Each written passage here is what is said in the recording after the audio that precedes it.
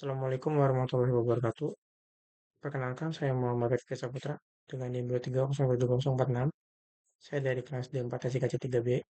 Sini saya akan menjelaskan tugas akhir untuk mata kuliah Machine Learning yang berjudul Prediksi Kondisi Sosial Provinsi Jawa Barat menggunakan Machine Learning, regresi tingkat kemiskinan, dan klasifikasi prioritas intervensi untuk mendukung Smart City.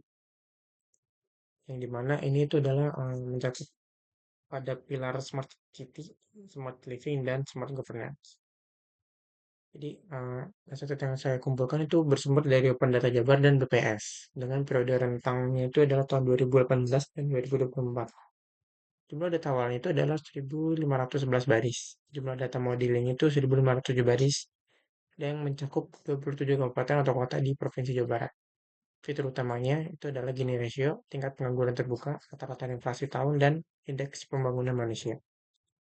Targetnya itu adalah regresi tingkat kemiskinan tahun berikutnya dan klasifikasi prioritas intervensi sosial. Metode yang saya gunakan di sini yang pertama itu ada persiapan data, penanganan missing, fitur engineering, pelatihan model, dan evaluasi dan deploy. Lalu pemrosesan data dimulai dari pemuatan dataset dan eksplorasi awal. Dilanjutkan dengan pembersihan dan penanganan missing value menggunakan median, standarisasi fitur, serta deduplikasi data fitur target. Setelah itu beberapa algoritma dilatih dan dievaluasi sebelum diintegrasikan ke dalam Streamlit. Algoritma regresi itu ada random forest regression, super vector regression, polynomial regression. Dan untuk algoritma klasifikasi itu ada super vector classifier, random forest classifier, dan logistic regression. Evaluasi model di bagian model regresi terbaik itu adalah random forest regression. Dengan R2 score-nya itu adalah 0,5944, MAE-nya itu ada 0,0489, dan RMSE-nya itu ada 0,0787. Untuk model klasifikasi terbaik itu adalah support vector classifier dengan akurasi 0,907, presisinya itu 0,9175, recall-nya itu 0,907, dan advance score-nya itu 0,8957. Random forest regressor dipilih karena memiliki error paling rendah dan R2 tertinggi. Support vector classifier dipilih karena menghasilkan performa klasifikasi paling stabil. Oke, sebelum lanjut untuk demo aplikasinya, di sini saya akan menjelaskan dulu notebook yang saya kerjakan. Oke, selanjutnya di sini saya akan menjelaskan proses machine learning yang saya kerjakan melalui notebook ini. Notebook ini berjudul Prediksi Kondisi Sosial Provinsi Jawa Barat menggunakan machine learning, regresi tingkat kemiskinan, dan klasifikasi prioritas intervensi untuk mendukung smart city. Di dalam notebook ini terdapat seluruh tahapan proyek, mulai dari membaca dataset, eksplorasi data, preprocessing, training beberapa model, evaluasi, prediksi, penyimpanan artefak model, hingga validasi integrasi dengan aplikasi Streamlit.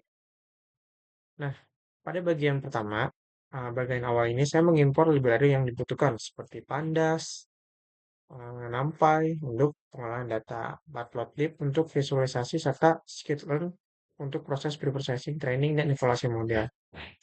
Dataset kemudian dibaca, dan file yang digunakan pada proyek ini dari output notebook, jumlah data awal yang berhasil dibaca adalah 1.511 dengan total 25 kolom. Fitur yang digunakan untuk proses prediksi terdiri dari Gini ratio, tingkat pengangguran terbuka, rata-rata inflasi tahunan, dan indeks pembangunan manusia.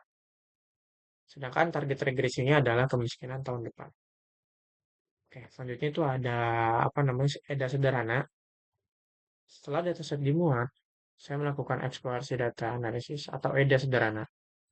Dari hasil pemeriksaan dataset mencakup periode tahun 2018 sampai 2024, pada bagian ini juga diperiksa missing value dan fitur utama. Hasilnya, terdapat 108 missing value pada variabel Gini ratio, sedangkan fitur utama lainnya dan target tidak memiliki missing value. Notebook ini kemudian menampilkan ringkasan tren tahunan, seperti rata-rata kemiskinan, rata-rata target, rata-rata Gini, rata-rata tahun target kemiskinan tahun berikutnya, tingkat pengangguran terbuka, dan indeks pembangunan manusia. Tujuan tahapan EDA ini adalah untuk memahami kondisi data sebelum model dilatih. Nah, selanjutnya, Pada bagian visualisasi, saya menambahkan beberapa grafik untuk membantu interpretasi data. Grafik pertama menampilkan tren rata-rata tingkat kemiskinan Jawa Barat dari tahun ke tahun, 2018 sampai 2024. Grafik berikutnya menampilkan distribusi target kemiskinan, serta kolerasi antara indikator sosial ekonomi dengan target prediksi. Semua grafik yang ditampilkan di notebook ini juga otomatis disimpan ke folder MArtifact dalam folder visualization. Jadi grafik tersebut dapat digunakan kembali untuk laporan presentasi saya gitu. Jadi nanti bisa ditaruh di laporan. Oke, selanjutnya itu ada bagian preprocessing dan spread data. Nah, ini pengembangan luas ini saya melakukan beberapa perbaikan penting. Pertama, saya memastikan data numerik memiliki format dan skala yang sesuai, terutama pada variabel Gini ratio dan inflasi. Kedua, missing value pada fitur ditangani menggunakan simple imputer dengan strategi median. Digunakan karena lebih aman ketika data memiliki nilai yang cukup bervariasi. Ketiga, saya menggunakan standar scalar pada pipeline model agar fitur memiliki skala yang lebih seimbang, khususnya untuk algoritma berbasis support vector. Keempat, saya melakukan deduplikasi pada kombinasi fitur dan target. Perbaikan ini dilakukan agar evaluasi model lebih realistis dan tidak menghasilkan performa yang terlalu sempurna akibat data yang berulang. Setelah proses deduplikasi, jumlah data modeling menjadi 1.507 baris. Data kemudian dibagi menjadi 1.054 data untuk training dan 453 itu untuk testing. Atau menggunakan komposisi sekitar 70% data latih dan 30% data uji. Oke, selain membuat prediksi nilai kemiskinan, saya juga membentuk target klasifikasi untuk menentukan prioritas intervensi sosial. Kategori prioritas dibentuk berdasarkan nilai target kemiskinan, yaitu low priority untuk nilai sampai dengan 7,46 dan medium priority itu untuk nilai itu 7,88 dan high priority itu untuk nilai di atas 7,88. Dari hasil distribusi kelas, terdapat 647 data low priority, 428 data medium priority, dan 432 data high priority. Klasifikasi ini nantinya digunakan agar output sistem lebih mudah dipahami sebagai rekomendasi prioritas kebijakan. Untuk tugas regresi, saya membandingkan 3 algoritma, yaitu random forest regression, supervector regression, dan polynomial regression. Masing-masing model dilatih menggunakan data training dan dievaluasi menggunakan data testing. Hasil evaluasi menunjukkan bahwa model terbaik adalah random forest. Dengan nilai R2 score-nya itu adalah 0,9584 dan MAE-nya itu sekitar 0,489 dan juga RMS-nya itu adalah 0,0787. Model ini dipilih karena memiliki nilai R kuadrat paling tinggi serta nilai error paling rendah dibandingkan dua model regresi lainnya. Pada bentuk ini juga terdapat grafik perbandingan RMSE.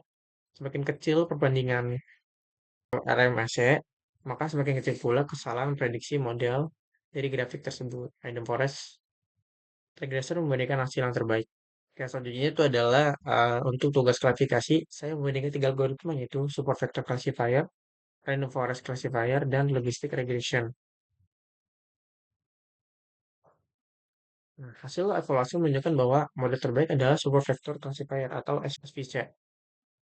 Model ini memperoleh akurasi sebesar 0,9007 dan presisinya itu sebesar 0,9175, recall-nya itu sebesar 0,9007 dan F1 score-nya itu 0,8957. Artinya, model dapat mengklasifikasikan prioritas intervensi sosial dengan akurasi sekitar 90,07%.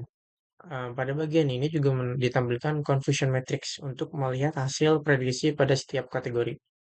Model berhasil memprediksi seluruh data low priority dengan benar sebanyak 194 data Untuk kategori high priority, model berhasil memprediksi benar sebanyak 129 data dengan hanya satu kesalahan prediksi. Kesalahan kesalahan terbanyak terdapat pada kategori medium priority, yaitu sebagian data diprediksi sebagai low priority. Hal ini dapat dipahami karena karakteristik kondisi sosial pada kategori sedang dapat cukup berdekatan dengan kategori rendah. Secara keseluruhan, SVC ini tetap menjadi model klasifikasi terbaik karena memiliki performa evaluasi paling tinggi dibandingkan model klasifikasi lainnya. Oke, setelah model terbaik ditentukan, notebook menyimpan seluruh hasil penting ke dalam folder ML artifact. Beberapa file penting yang dihasilkan antara lain itu adalah property model bundle.pkl, yaitu model terbaik yang sudah disimpan.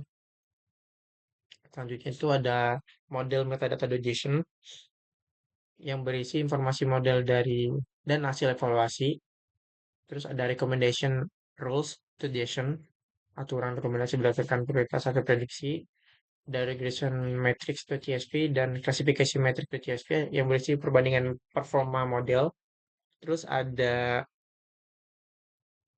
confusion matrix.csv untuk hasil evaluasi klasifikasi. Fitur importance.csv untuk melihat pengaruh fitur pada model regresi. Dan front-end dashboard data.json yang digunakan untuk mendukung tampilan dashboard aplikasi serta folder visualisasi yang berisi seluruh grafik hasil analisis. Dari output notebook, model regresi terbaik yang tersimpan adalah random forest regression, sedangkan model klasifikasi terbaik adalah SVC. Pada bagian diagnostik, notebook menampilkan grafik perbandingan antara nilai aktual dengan nilai hasil prediksi. Grafik ini membantu melihat seberapa dekat hasil prediksi model terdapat nilai sebenarnya. Selain itu, terdapat residual plot untuk memeriksa pola keseluruhan kesalahan prediksi, serta grafik fitur importance untuk melihat indikator mana yang paling berpengaruh pada prediksi tingkat kemiskinan. Bagian ini penting karena model tidak hanya dinilai dari angka, evaluasi, tetapi juga perlu dilihat apakah hasil prediksinya masuk akal untuk digunakan sebagai bentuk keputusan. Nah, salah satunya saya melakukan simulasi prediksi menggunakan beberapa kondisi, yaitu kondisi lebih baik, kondisi moderat, dan kondisi rentan. Pada contoh kondisi rentan, yang digunakan itu adalah tahun 2026, ini rasio 0,42, tingkat pengangguran terbuka yang 6,070, inflasi tahunnya itu 3,10, dan indeks pembangunan manusia itu adalah 73,50. Hasil prediksinya dari model adalah tingkat kemiskinan sekitar 7,93% dengan kategori high priority. Hasil prediksi model adalah karena masuk kategori prioritas tinggi, sistem memberikan rekomendasi utama berupa intervensi sosial, ekonomi yang lebih intensif, seperti bantuan sosial, stabilisasi harga pangan, program pelatihan kerja, padat karya, dan penguatan UMKM. Oke, pada bagian analisis Smart City, Notebook menjelaskan bahwa model ini dapat membantu pemerintah dalam melihat estimasi risiko sosial dan menentukan prioritas intervensi luas data. Manfaatnya adalah pemerintah dapat menyusun program bantuan dan memperdayaan masyarakat dengan lebih terarah. Namun, hasil prediksi tidak boleh langsung dijadikan satu-satunya dasar keputusan karena tetap terdapat risiko kesalahan prediksi. Oleh karena itu, hasil model harus digunakan sebagai pendukung keputusan dan tetap perlu divalidasi dengan kondisi lapangan. Dari sisi privasi, dataset pada proyek ini berupa data agregat wilayah dan tidak menggunakan identitas pribadi masyarakat. Pada bagian akhir, Notebook melakukan validasi integrasi dengan aplikasi Streamlit. Model yang disimpan adalah file priority model bundle PKL dipanggil kembali melalui file prediction chapters.py. Hasil validasi menunjukkan bahwa artefak model berhasil digunakan untuk proses prediksi aplikasi tanpa error. Dengan input skenario yang sama, aplikasi menghasilkan prediksi sekitar 7,93% dengan kategori high priority. Hal ini membuktikan bahwa hasil training dari notebook sudah berhasil diintegrasikan ke dalam aplikasi. Terakhir, notebook memvalidasi seluruh file output yang telah dibuat. Dari hasil validasi, seluruh artefak wajib sudah tersedia termasuk file model, metadata, terus rekomendasi, hasil evaluasi, sampel input output, skenario, prediksi, serta file visualisasi. Notebook juga menghasilkan paket berupa zip, artefak yang dapat digunakan sebagai bukti hasil eksekusi maupun sebagai pendukung aplikasi. Jadi notebook ini tidak hanya melakukan proses training model, gitu, tetapi juga menghasilkan model yang siap digunakan dan siap dipakai. Visualisasi, evaluasi, rekomendasi, kebijakan, dan file pendukung untuk aplikasi Streamlit. Oke, saya lanjutin untuk demo aplikasinya. Di sini saya eh, membuat sebuah Streamlit dari yang tadi saya sudah jelaskan sebelumnya mengenai penjelasan kode notebooknya. Nah, dari hasil ML artifact tadi, saya masukkan ke dalam folder ini. Di sini adalah struktur dari Streamlit-nya ya, yang dimana ini ada .py dan juga ada prediction service.py. Seperti yang tadi saya sudah jelaskan sebelumnya, ini adalah kode utamanya untuk tampilan di Streamlit-nya. Nah, selanjutnya dari kode yang sudah saya buat ini, saya buatkan repo GitHub-nya, saya push ke GitHub,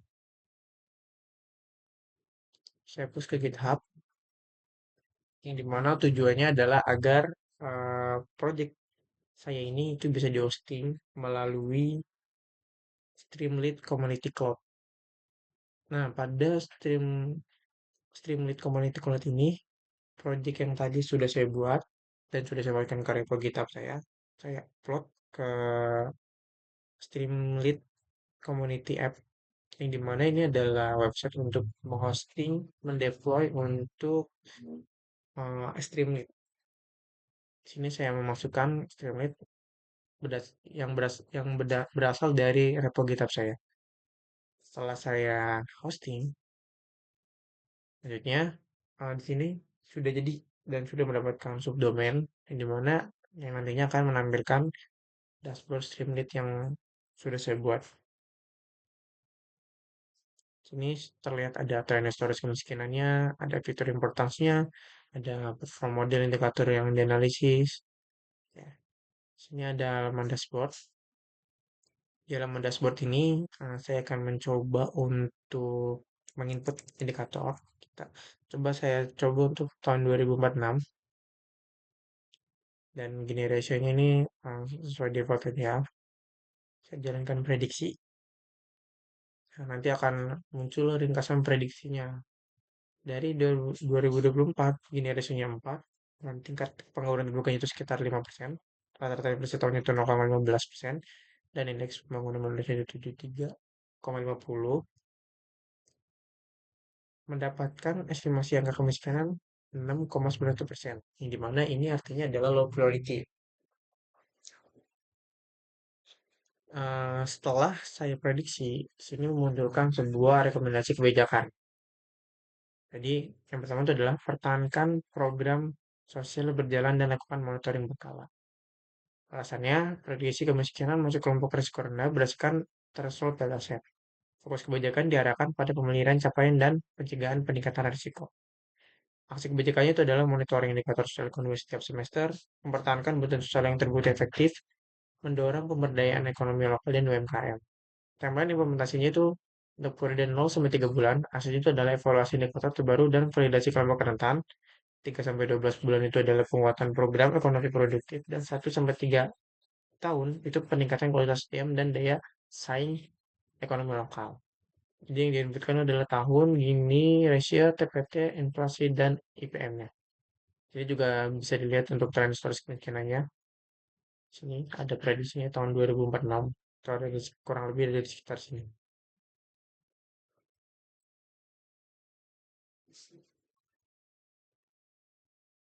Sini ada fitur importansinya.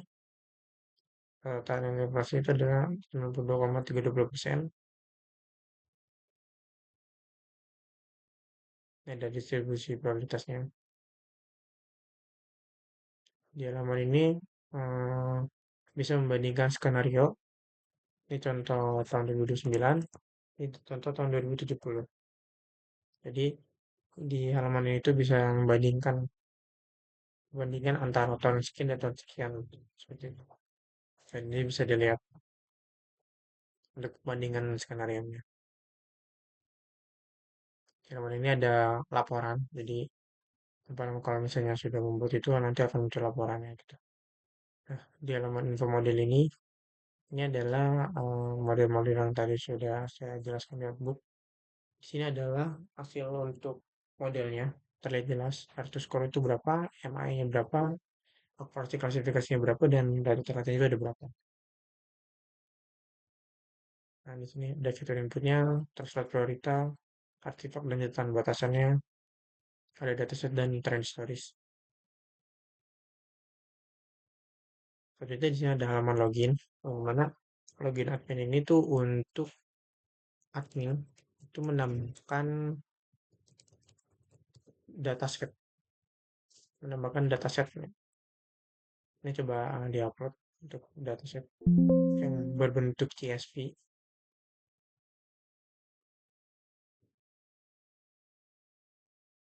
Nah, nanti setelah terupload datasetnya, sini akan muncul isi dari datasetnya. Terus jika ingin melihat detail kolom itu ada apa aja. Nah, ini ada ID provinsi, satuan. Ini ada data yang tersimpan, ada statistiknya. Oke, oke. Cukup penjelasan saya mengenai Streamlit-nya. Oke, di sini saya akan melanjutkan penjelasan saya. Selain saya membuat Streamlit-nya, saya juga untuk membuat website dashboard-nya yang menggunakan framework XJS. Tujuannya agar lebih enak untuk digunakan oleh orang lain gitu ya. Sini ada struktur dari framework Next.js-nya. Sini juga sama. Saya menaruh MRTFAC yang di mana ini adalah core-nya untuk model yang tadi sudah saya latih. Oke, sama seperti Streamlit tadi, setelah saya buat Next.js ini, saya upload ke repo GitHub, yang dimana ini adalah repo GitHub-nya. Jadi semuanya itu saya masukin ke repo GitHub. Kemudian setelah saya upload ke repo GitHub, saya hosting menggunakan Vercel. Nah, di di Vercel ini ada tempat hosting gratis ya, yang saya tahu yang bisa support untuk framework Next.js. Ketika sudah berhasil di hosting, kemudian nanti akan berhasil dan profilnya itu bisa diakses. Ini adalah domain dari project saya. Sini itu prediksi kondisi sosial Jawa Barat untuk learning. Di sini ada tampilan dashboard utamanya, halaman beranda, tampilan ada fitur MVP, lalu sistem itu seperti apa, perform modelnya. Oke, di sini ada elemen dashboardnya. Sama seperti di sini tadi, dashboard ini juga bisa melakukan indikator. Contoh saya masukkan 2060 dan ininya kini rasionya 411, tingkat penganggurannya itu 6,5, rata-rata Indonesia itu 3 tahun, dan indeks pembangunan Indonesia itu ada 73. Nah, sama seperti di Simulate, ketika melakukan atau menguji input indikatornya, sini saya jalankan prediksi dan keluarlah hasil prediksi ringkasannya.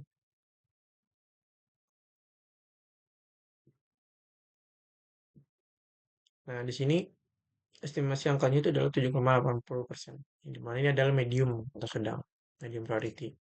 Rekomendasi pencegahannya adalah lakukan intervensi pencegahan agar risiko kemiskinan tidak meningkat. Alasannya itu prediksi kemiskinan masuk ke kelompok risiko menengah berdasarkan terfloat dataset, kondisi memerlukan pencegahan dan pemantauan lebih sering.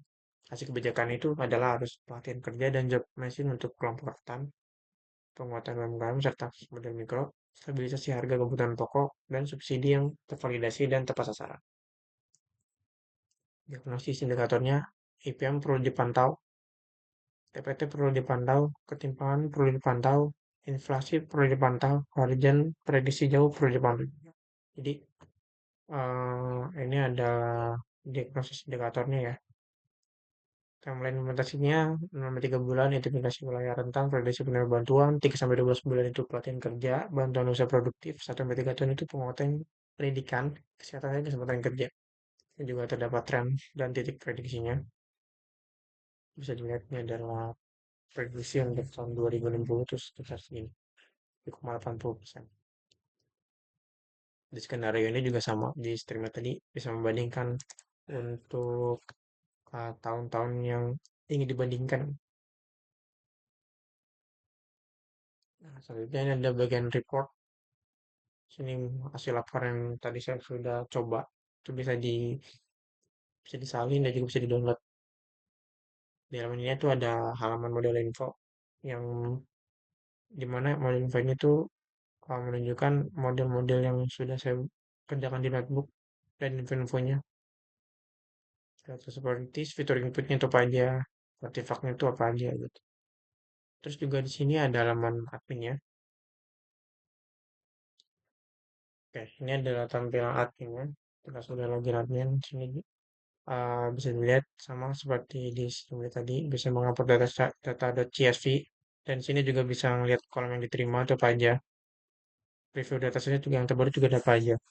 Seperti itu. Oke, kesimpulan pada proyek ini itu proyek berhasil mengembangkan sistem machine learning untuk prediksi tingkat kemiskinan dan menentukan prioritas intervensi sosial di Jawa Barat. Manfaatnya, membantu analisis kondisi sosial berbasis data, mendukung prioritas kebijakan pemerintah, memberikan rekomendasi intervensi sosial, mendukung smart living dan smart governance. Pengembangan ke depannya itu adalah menambahkan data baru, menambahkan peta wilayah, dan deployasi secara online. Ini sudah dilakukan ya secara online. Terus mengembangkan dashboard monitor real time juga sudah saya kerjakan. Mungkin cukup dari saya. Kurang-kurangnya mohon maaf. Wassalamualaikum warahmatullahi wabarakatuh.